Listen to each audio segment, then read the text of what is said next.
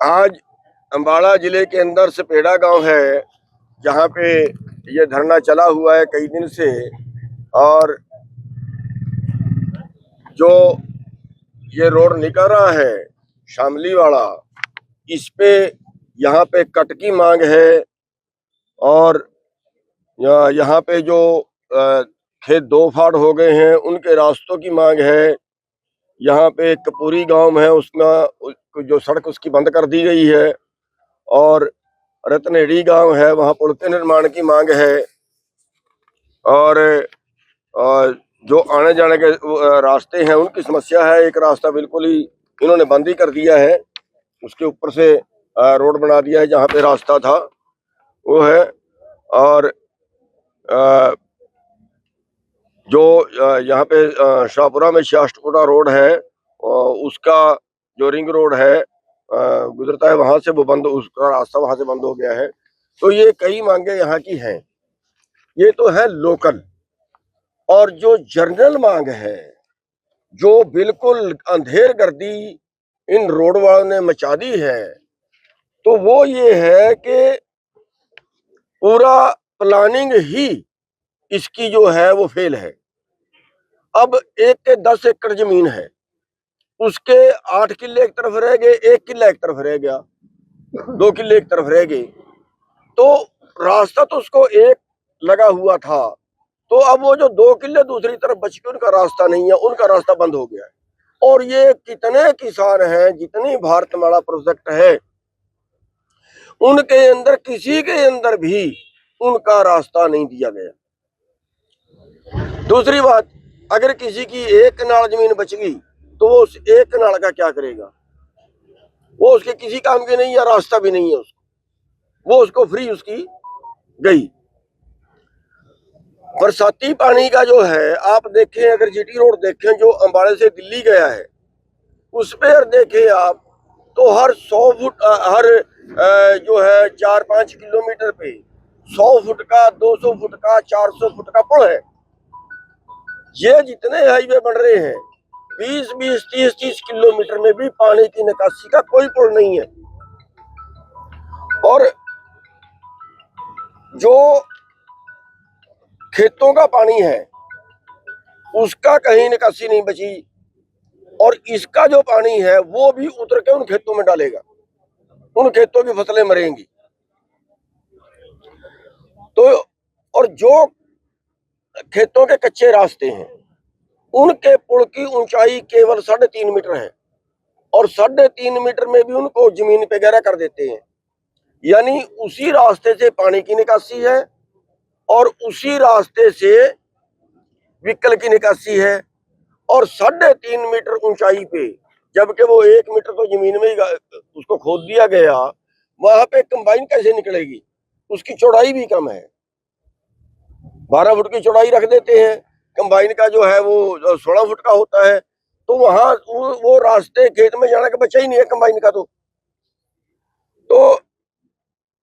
कई जगह पे इन्होंने ये किया कि पानी की निकासी का भी वही रास्ता और व्हीकल निकासी का भी वही रास्ता।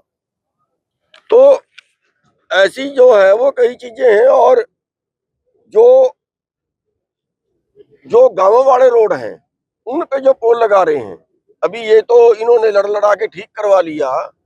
जो गांवों वाले पुल हैं उनकी ऊंचाई कम है, और जो उनको जितने, मान लिया एक 3 फुट रोड ऊंचा है, जो गांव का रोड है 3 फुट ऊंचा है, उसको 3 फुट गहरा कर दिया गया, पाड़ दिया गया पुल के नीचे से।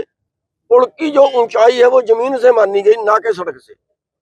तो ये सभी जो मांगे हैं वो हमारी रोड वालों से है, और यहाँ की लोकल मांगों के लिए यहाँ पे आंदोलन चल रहा है। तो जब तक इनको नहीं मानेंगे तब तक हमारा आंदोलन जारी रहेगा।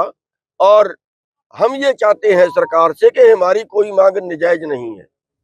सरकार बैठे बात करे, डिपार्टमेंट बैठे बात करे, तर्क वितर्क करे। मैं तो ये कहता हूँ मीडिया के सामने करे। अगर हम गलत हैं तो हम अपनी बात मान जाएंगे, हम अपना आंदोलन पीछे ले लेंगे। और अगर हमारी सही है, देखिए रोड जो बना रहे हैं ये भूल गए कि जनता के लिए हैं।